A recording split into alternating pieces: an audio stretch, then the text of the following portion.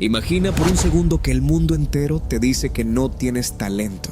Imagina que tu propio padre, un hombre severo llamado Elias Disney, no entiende por qué pierdes el tiempo haciendo garabatos en lugar de trabajar duro en la granja allá en Marceline, Missouri. Estamos a principios del siglo XX y un pequeño niño llamado Walter Elias Disney, nacido en diciembre de 1901, no tiene dinero para cuadernos ni lápices finos. ¿Sabes qué hace? Toma un palo, busca un poco de lodo o carbón y dibuja en las paredes del granero.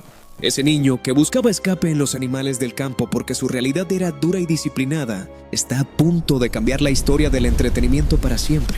Aunque primero, el destino le tiene preparada una serie de golpes que tumbarían a cualquiera. Walt no era un genio académico. De hecho, a los 16 años dejó la escuela porque sentía que el mundo lo llamaba a gritos. Se fue a la guerra en Europa, no como soldado, sino como conductor de ambulancias de la Cruz Roja. Pero aquí está lo curioso. Mientras otros soldados guardaban armas, la ambulancia de Walt estaba cubierta de dibujos. Él no quería destruir, él quería crear. Al regresar a Kansas City, su mente estaba encendida. Tenía una visión, pero no tenía ni un centavo en el bolsillo. Es aquí donde entra en escena su hermano, Roy Disney. Si Walt era el soñador que miraba a las estrellas, Roy era la ancla que mantenía los pies en la tierra. Juntos, y con un talento increíble llamado Ub Iwerks, fundaron su primer estudio. ¿Y saben qué pasó? Fracasaron rotundamente. El hambre era real, amigos. Se dice que Walt llegó a estar tan quebrado que comía comida para perros. Y vivía en su oficina, lavándose en la estación de tren local porque no tenía para pagar un alquiler. Pero en lugar de rendirse, Walt hizo lo que solo los locos o los genios hacen. Tomó sus últimos dólares, compró un boleto de tren de primera clase para parecer exitoso y se fue a Hollywood con una maleta de cartón y un sueño que nadie más veía. En California las cosas empezaron a brillar. Crearon hasta un personaje carismático, un conejo llamado Oswald, el conejo afortunado. Fue un éxito total. Walt estaba feliz, por fin sentía que lo había logrado, que el mundo lo reconocía. Pero aquí es donde la historia se vuelve oscura. En 1928, Walt viaja a Nueva York para pedir un aumento de presupuesto a su distribuidor, un hombre llamado Charles Mintz. Lo que Walt no sabía era que estaba entrando en una emboscada. Cuando llegó a la oficina, Mintz le soltó la bomba con una sonrisa fría. No solo no le daría más dinero, sino que le iba a pagar menos. Y si Walt no aceptaba, Mintz le reveló su jugada maestra. Se había robado a casi todos los animadores de Walt a sus espaldas, y legalmente el personaje de Oswald ya no le pertenecía a Disney. Walt se quedó solo. Le habían quitado a su hijo artístico, le habían robado su equipo de trabajo y lo habían dejado en la calle, traicionado por la gente en la que confiaba. Cualquier otra persona se habría sentado a llorar en la acera de Nueva York. Pero mientras Walt subía al tren de regreso a California, con el corazón roto y la rabia quemándole el pecho, no estaba pensando en la derrota. Estaba mirando por la ventana, escuchando el traqueteo de las vías, y empezó a bocetar algo nuevo. Un personaje pequeño, con orejas redondas y una chispa de rebeldía en los ojos. Ese día, en medio de la traición más grande de su vida, nació un ratón. Pero lo que Walt no sabía es que ese ratón no solo lo salvaría a él, sino que se convertiría en el símbolo de esperanza más grande del planeta. Pero el camino apenas comenzaba, porque para que ese ratón viviera, Walt tendría que arriesgarlo absolutamente todo, incluso su propia cordura. Walt bajó de aquel tren en California con una sonrisa forzada. Su esposa, Lillian, lo esperaba en la estación y él, ocultando el dolor de haber perdido a su amado conejo Oswald, solo le dijo: «Ya no tenemos al conejo, pero vamos a estar bien». En su libreta llevaba los bocetos de ese ratoncito al que quería llamar Mortimer. Fue Lillian quien le dijo que ese nombre sonaba demasiado pomposo y sugirió uno más amigable, Mickey.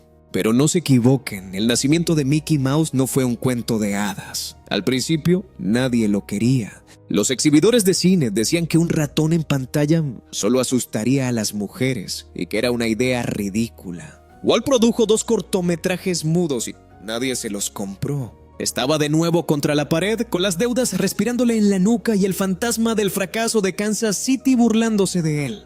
Fue entonces cuando Walt tomó una decisión que todos llamaron ruina financiera. En 1928 el cine sonoro estaba naciendo y él decidió que Mickey no solo se movería, sino que se escucharía. Invirtió hasta el último centavo que no tenía en Steamboat Willie. Él mismo hizo la voz de Mickey porque no podía pagar a nadie más. El resultado fue una explosión de alegría que el mundo nunca había visto. La gente gritaba en las salas de cine. De la noche a la mañana, el hombre que fue traicionado en Nueva York se convirtió en el rey de la animación.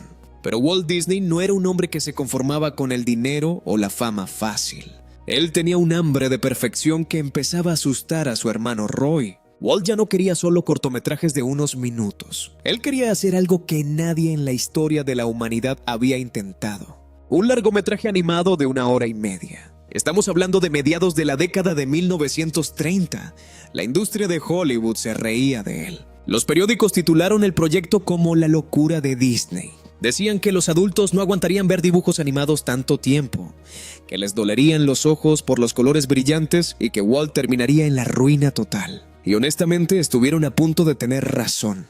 Para crear Blancanieves y los 7 enanitos, Walt obligó a sus artistas a ir más allá del límite humano. Si te va gustando el video hasta ahora, por favor dale al botón de suscribirse o seguir, eso me ayuda muchísimo. Continuemos. Trajo animales reales al estudio para que los dibujantes estudiaran sus movimientos. Instaló cámaras multiplano carísimas para dar profundidad y exigió un nivel de detalle que hacía que los costos se dispararan al cielo. El presupuesto original era de $250,000, pero terminó costando la increíble cifra de $1,500,000 de aquella época. Roy Disney estaba aterrorizado. Los bancos le cerraron las puertas. Walt tuvo que hipotecar su propia casa, puso su vida entera como garantía.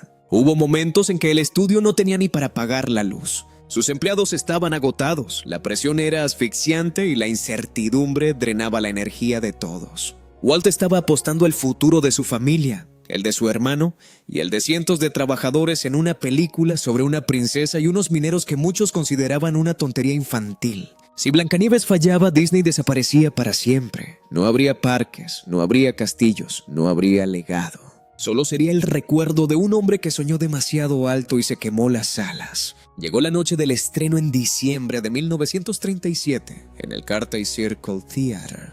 La crema innata de Hollywood estaba ahí, muchos esperando ver el desastre final de Walt. Se apagaron las luces, comenzó la música y el silencio se apoderó de la sala. Pero algo mágico ocurrió. Cuando Blancanieves cayó en su sueño profundo, los hombres más rudos de la audiencia empezaron a llorar. Al encenderse las luces, la ovación fue tan larga que parecía que nunca iba a terminar. Fue el éxito más grande de la historia del cine hasta ese momento. Walt no solo recuperó su casa, sino que construyó un estudio nuevo y moderno. Parecía que por fin la paz había llegado.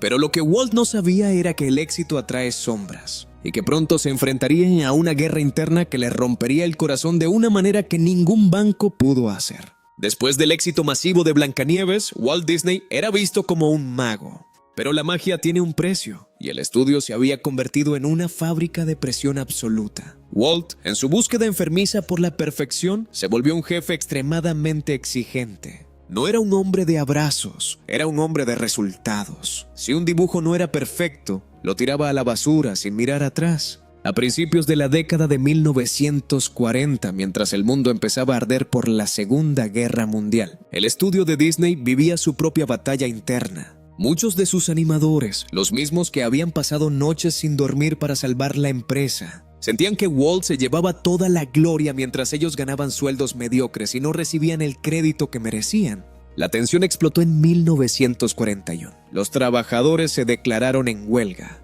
Imagina el dolor de Walt. Él veía a sus empleados como su familia, como los engranajes de su sueño. Verlos afuera de su estudio con carteles gritando en su contra lo destrozó por dentro. Walt no lo entendía. Él se sentía traicionado de nuevo, pero esta vez por su propia gente. El ambiente se volvió tóxico, lleno de resentimiento y amargura. Disney, el hombre que creaba mundos de felicidad, llegaba a su oficina en un ambiente de odio. Se dice que esta etapa fue una de las más oscuras de su vida, volviéndose paranoico y sintiendo que el sistema y las ideologías políticas de la época querían destruir su legado. Pero el destino no le dio tregua para recuperarse. Justo cuando la huelga terminaba, ocurrió el ataque a Pearl Harbor. De la noche a la mañana, el ejército de los Estados Unidos tomó el estudio de Disney. Soldados con armas custodiaban la entrada donde antes caminaban personajes de cuentos de hadas. El gobierno le ordenó a Walt dejar de hacer fantasía para producir películas de propaganda militar y videos de entrenamiento. Disney se convirtió en una herramienta de guerra. La creatividad se estancó. El dinero dejó de fluir como antes y la empresa se hundió en una deuda millonaria que parecía imposible de pagar. Walt estaba agotado. Físicamente, su salud empezaba a flaquear por el exceso de cigarrillos y el estrés, pero su mente, esa mente que nunca descansaba, estaba tramando algo todavía más loco. En esos años oscuros, Walt solía llevar a sus 2 hijas a los parques locales los fines de semana. Se sentaba en una banca comiendo cacahuates mientras miraba a las niñas dar vueltas en carruseles viejos, sucios y descuidados. Veía a los padres aburridos y a los niños en lugares que no tenían nada de mágicos. Fue en esa banca, en medio de la crisis financiera y el cansancio de la guerra, donde nació una idea que todos, incluyendo a su hermano Roy, consideraron una verdadera demencia: Disneylandia. Walt quería construir un lugar donde los adultos y los niños pudieran ser felices juntos. Un lugar que no fuera un simple parque de diversiones, sino un mundo vivo. Pero había un problema: no tenía ni un centavo. Los bancos lo llamaron loco. Su propia familia le suplicó que se detuviera. Le dijeron que un parque así se llenaría de gente extraña, que el mantenimiento sería una pesadilla y que caería en la bancarrota definitiva. Walt llegó al punto de desesperación tal que tuvo que vender su seguro de vida y cada propiedad que tenía para financiar los planos. Pero no era suficiente. Entonces hizo un pacto con el diablo de la época, la televisión. En 1954 aceptó crear un programa para la cadena ABC a cambio de que ellos invirtieran en su parque. Walt estaba apostando su nombre, su honor y hasta el último rincón de su fortuna en un pantano lleno de naranjos en Anaheim, California. El estrés era tan grande que Walt a veces se encerraba a llorar en su oficina. Sabía que si Disneyland fallaba, no habría una segunda oportunidad. Era el todo o nada. Y entonces llegó el día de la inauguración, el 17 de julio de 1955. Un día que pasó a la historia no por ser perfecto, sino por ser un desastre total que casi acaba con el sueño antes de que empezara. El 17 de julio de 1955 debía ser el día más feliz en la vida de Walt. Había invertido $17 millones y cada gramo de su reputación. Pero lo que ocurrió ese día fue tan desastroso que dentro de la compañía lo bautizaron para siempre como el Domingo Negro. Imagina el caos. Walt había invitado a unas pocas miles de personas, pero aparecieron más de 20,000 con entradas falsificadas. El calor era un infierno, superando los 38 grados centígrados. Debido a una huelga de fontaneros, Walt tuvo que elegir. Quería que funcionaran los baños o las fuentes de agua. Eligió los baños. La gente, desesperada por la sed, pensó que Walt lo hacía a propósito para obligarlos a comprar refrescos. Los periódicos lo llamaron avaro y cruel al día siguiente. El asfalto de la calle principal, la Main Street, se había vertido esa misma mañana y estaba tan blando que los tacones de las mujeres se quedaban clavados en el suelo. Las atracciones se averiaban, la comida se acabó en 1 hora y para colmo, la transmisión en vivo por televisión, la más grande hasta la fecha, fue un desfile de errores técnicos, cables tropezados y cámaras fallando. Walt estaba devastado. Mientras el mundo veía un desastre por televisión, él caminaba por el parque viendo cómo su sueño se hundía en el caos. Pero aquí es donde vemos la verdadera cara de Walt Disney. No se escondió, no buscó culpables. Esa misma noche, mientras los críticos escribían que el parque cerraría en menos de 1 año, Walt se puso a trabajar. En los meses siguientes, Walt dormía en el apartamento pequeño secreto que construyó encima de la estación de bomberos del parque. Se despertaba de madrugada para observar a los visitantes, anotando qué les hacía sonreír y qué les molestaba. Esa dedicación obsesiva dio sus frutos. En solo 7 semanas, 1 millón de personas habían cruzado las puertas. Disneyland no era solo un parque, era un fenómeno cultural que estaba generando montañas de dinero, permitiendo que Walt y Roy finalmente pagaran todas sus deudas de décadas. Con el éxito de Disneyland y sus películas volviendo a la cima, Walt Disney ya no era solo un animador, era un icono mundial. Pero el dinero nunca fue su meta final. Walt quería más. Quería construir la ciudad del mañana, un lugar llamado Epcot, donde la tecnología y la humanidad vivieran en armonía. Estaba en la cúspide de su poder, planeando la compra de miles de hectáreas en Florida para un proyecto secreto que sería 10 veces más grande que Disneyland. Sin embargo, en medio de esta euforia, algo empezó a fallar. Walt, que siempre había parecido invencible, empezó a sentirse cansado. Una vieja lesión de polo le dolía más de lo normal, y su tos, esa tos persistente de fumador empedernido que todos en el estudio usaban para saber que él se acercaba por los pasillos, se volvió profunda y dolorosa. En 1966, mientras el mundo esperaba ver cuál sería el siguiente truco de magia del gran Walt Disney, el hombre detrás del ratón recibió una noticia que no pudo solucionar con dibujos ni con imaginación. Los médicos le encontraron un tumor en el pulmón izquierdo. Le dieron muy poco tiempo de vida. Lo más desgarrador de esta etapa es que Walt, incluso en su cama de hospital, no hablaba de la muerte. Miraba al techo y, usando las baldosas como si fueran un mapa, le explicaba a Roy dónde irían los edificios, las calles y los trenes de su nuevo mundo en Florida. Estaba diseñando el futuro mientras su propio tiempo se agotaba. En diciembre de ese mismo año, solo 10 días después de cumplir 65 años, el corazón de Walter Elias Disney se detuvo. El mundo quedó en un silencio absoluto. El hombre que nos enseñó a creer en las estrellas se había ido, dejando una empresa gigante, un parque a medio terminar en Florida y un vacío que parecía imposible de llenar. Pero lo que sucedió después de su muerte es quizás la parte más increíble de toda esta historia. Porque es ahí donde el mito se separa del hombre y nace una leyenda que incluso hoy sigue viva. La mañana del 15 de diciembre de 1966, el mundo se despertó más gris. La noticia de la muerte de Walt Disney cayó como un balde de agua fría sobre una generación que no concebía la infancia sin él. Fue entonces cuando empezaron los rumores, esos que aún escuchas hoy en las esquinas de internet, que si Walt había sido congelado criogénicamente esperando que la tecnología del futuro lo reviviera.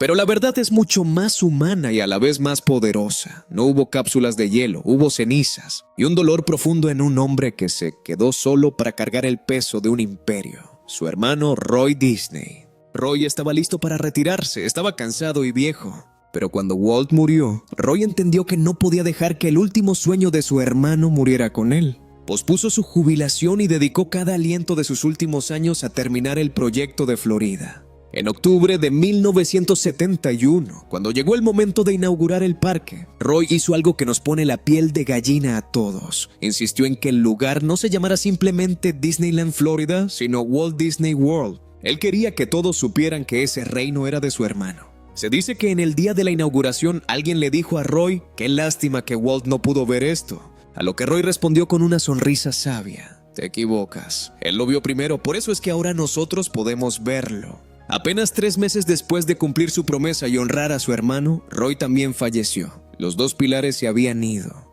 Pero ¿qué pasó con la empresa? Disney pasó por décadas de oscuridad. Sin el genio creativo de Walt, el estudio perdió el rumbo. En los años 70 y 80, la compañía estuvo a punto de ser desmantelada por tiburones financieros que querían venderla por partes. Estuvieron al borde del precipicio, enfrentando críticas que decían que la magia había muerto con su creador. Sin embargo, el espíritu de Walt parecía estar impregnado en las paredes. A finales de los 80 ocurrió el milagro conocido como el renacimiento de Disney. Con la misma valentía que Walt tuvo para hacer Blancanieves, el estudio apostó por nuevas historias como La Sirenita, Aladín y la majestuosa El Rey León. La empresa no solo sobrevivió, sino que se convirtió en el monstruo del entretenimiento que conocemos hoy, adquiriendo universos enteros como Star Wars, Marvel y Pixar. Hoy, el nombre Disney es sinónimo de sueños, pero no debemos olvidar el costo de esos sueños. Walt Disney no fue un santo, fue un hombre complejo, terco, a veces duro y siempre obsesivo. Fue un hombre que comió comida para perros para poder comprar tinta, que fue traicionado por sus amigos y que puso su propia casa en juego más veces de las que cualquier psicólogo recomendaría. Su historia nos enseña algo vital, algo que te tienes que llevar hoy. El fracaso no es lo opuesto al éxito, es el ingrediente principal. Walt no triunfó a pesar de sus fracasos, triunfó gracias a ellos. Cada vez que le robaban un personaje o le cerraban una puerta, él construía una puerta más grande. Así que la próxima vez que veas ese castillo iluminado al principio de una película o escuches la voz de ese pequeño ratón, recuerda que todo empezó con un niño en una granja que no tenía ni para papel, pero que se negó a aceptar que su realidad fuera el límite de su imaginación. Walt Disney se fue, pero nos dejó una lección que resuena en cada rincón del planeta. Si puedes soñarlo, puedes hacerlo. ¿Y tú? ¿Qué vas a empezar a construir hoy mismo? Porque el mundo está esperando tu próximo gran dibujo en el lodo. Si te ha gustado el video, por favor dale al botón de suscribirse o seguir. Eso me ayuda muchísimo. Hasta la próxima.